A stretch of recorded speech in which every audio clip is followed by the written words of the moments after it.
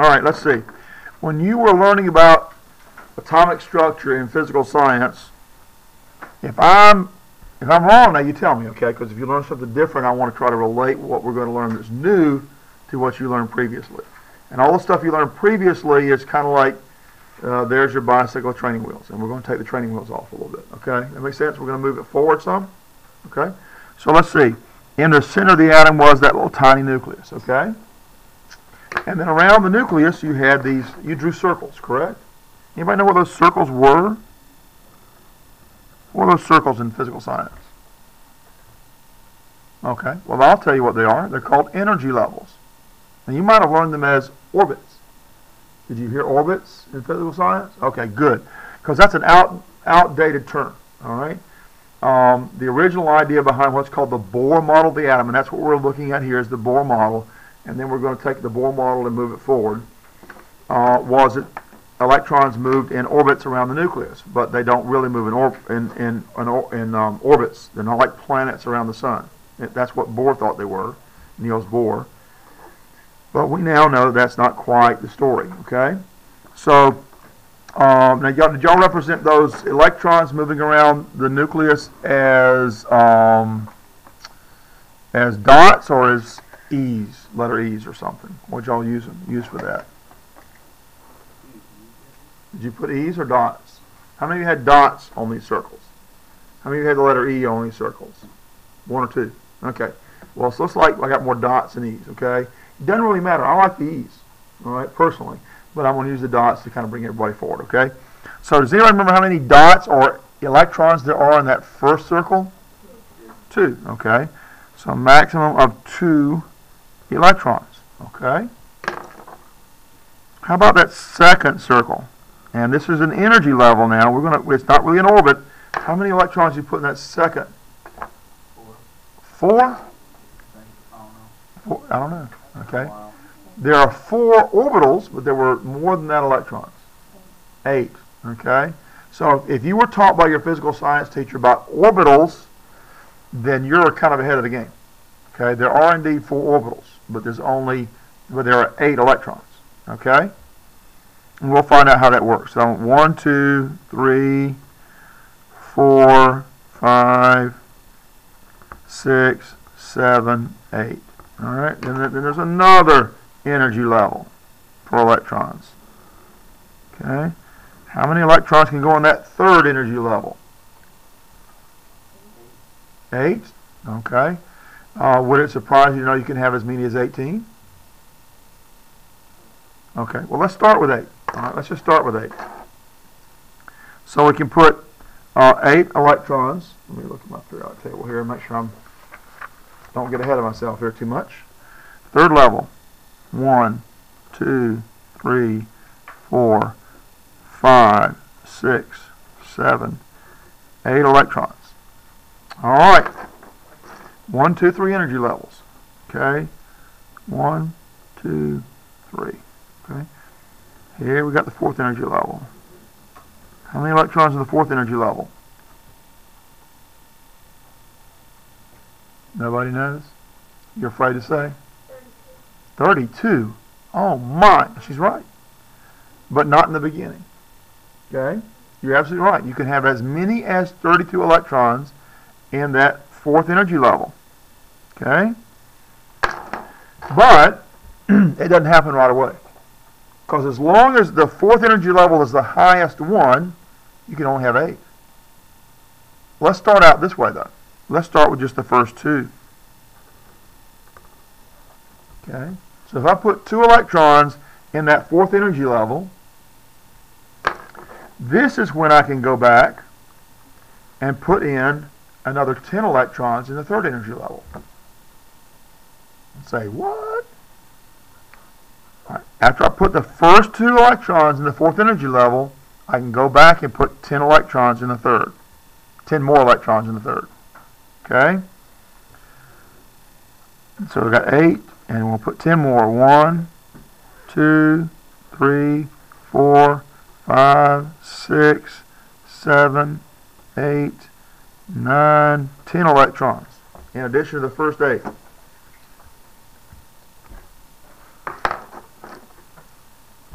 Now I can go back and put in some more electrons in the fourth level. I got 2 already, 3, 4, 5, 6, 7, 8. Okay? And that's a full energy level now. All right? Level 5.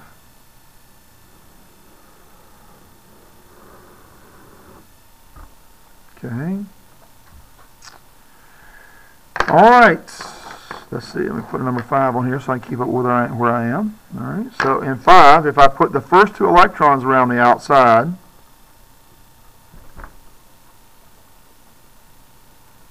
okay, now I can go back and put in 10 more electrons in 4.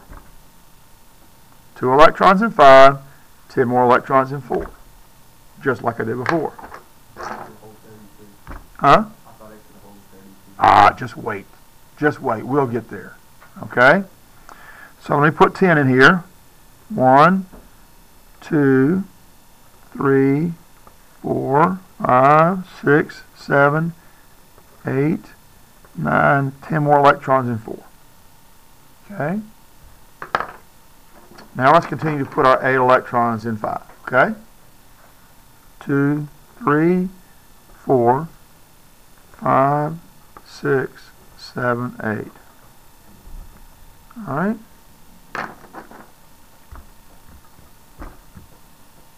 Is anybody saying to themselves under their breath, OMG? I see a smell on a few faces, so I know somebody's doing it besides, you know. It's not just me thinking so. Okay? Well, here's level 6. Okay? So guess how many electrons we're going to start with in level 6? There you go. 1, 2. All right, level 6 is crazy. Okay? Because in level 6, what happens is, once I put 2 electrons in 6, I'm going to put 1 more electron in 5. Then I'm going to drop back to 4 and put 14 more electrons. Oh, no! Really do hear some OMGs, don't I? Okay. More or less. Kind of, sort of. 14 and 4. You ready? 1, 2, 3, 4, 5, 6, 7, 8, 9, 10, 11, 12, 13, 14 more electrons in 4. Now that I got those 14 and 4, I can finish putting my other 10 for a total of 18 and 5. So let's see, I've got 1 already, 2, 3, 4, 5, 6, 7, 8, 9, 10. Oh no. Okay, so now I can finish putting 8 and 6. Does this look like it's just too much to remember? Uh-huh. So we're going to come up with a different way to do this, okay? So we actually end up with 2, 8, 18, and 32. And we'll end up with 32 in the remaining levels if we keep doing this. All right? Theoretically, you could have even more, but we haven't been able to do that yet. Science hasn't developed to that point yet, okay? But this is a little bit, not a little bit, it's a lot of stuff to keep up with, okay? So what we really need is another way to think about this stuff so we can get it all straight, all right? I'm not going to expect you to remember that. That's too much at one time, right? Would you agree? Everybody says, no, I can do that. Who says I can do that now? Okay, well, good, because I thought so. All right. Let's start with something called orbital notation. This is going to help us figure it all out. Orbital notation.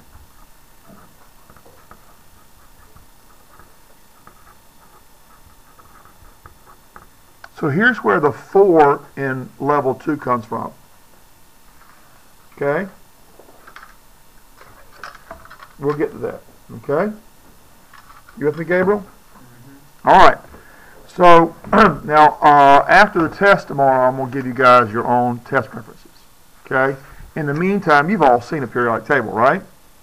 So I'm going to use this to kind of walk you through it. Then I'll give you a copy of the periodic table for you to use that you can always refer to. Okay? Just a heads up. I'm going to give you a set of references that include this complete table, then I'm going to give you a set of references that only include part of what you see here. Okay? You're actually going to have to, I'm going to give you a table that has symbols. You have to know what atoms or what elements apply to those symbols. So you have to memorize the elements, but not the symbols. Does that make sense? I'm going to give you a table that has the number 1, H, and it'll be 1.08, probably 08 here. Okay, 008 here. Okay, you have to know that H is for hydrogen. Okay, and I won't be too picky about the stuff down in here. I guess that's a little bit too much, but the stuff we use a lot, you probably need to know that. Okay, got it? So there's going to be some memorizations in Unit 2 about the elements, but you don't have to memorize the periodic table. What you do have to know is for certain of the elements, you have to know when you see the symbol what the name of it is. Okay, you with me so far? And you got to be careful because you don't want to confuse magnesium and manganese. They look a lot the same. The symbols are really close together. You know, Mg versus Mn. So you got to know which one's which. With me? All right. So that's just a heads up. Orbital notation. Let's start with the simplest element of all, hydrogen. It's the most abundant element in the universe. Okay? Hydrogen's symbol is H. Okay? If we go back to this theory where we had all the electrons around the central atom, what's kind of like a Christmas tree looking down on the top, doesn't it? All those, maybe like lights, different colored lights. Okay. All right. Let's see. Hydrogen. Hydrogen has just one proton. Okay. The element number. Okay. This is the element number. Tells you how many protons there are. It also tells you, as long as it's just an element or an atom, tells you how many electrons it has. So a hydrogen atom, before any kind of bonding or anything goes on, has one proton and one electron. Okay? We're going to represent, now that one electron is in this first energy level. So we're going to write the number 1 to represent where this electron is located. Okay? What I'm also going to do is introduce you to something called sublevels.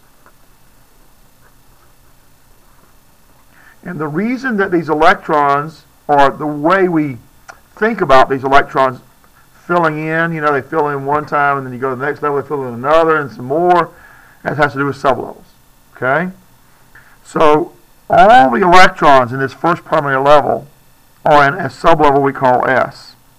Now, stop a minute. Anybody remember S, P, D, or F sublevels from physical science? So some of you learned that, and some of you haven't. So those of you who learned it, you can help people who didn't. Okay? Got that? All right. Now the way we're going to represent orbitals in orbital notation is with a box. Okay? Orbits aren't really shaped like boxes. In fact, we're going to use balloons to help you figure out the shape of orbitals. And that's why you're supposed to have balloons, one of the reasons. Okay? So just a heads up, you need to have your round balloons by Thursday. Okay? I warned you at the beginning of the semester we're going to be round and long balloons. Okay? Solid color, but multiple solid colors. Right? Y'all remember that? Okay? So make sure you bring round balloons on Thursday. Okay?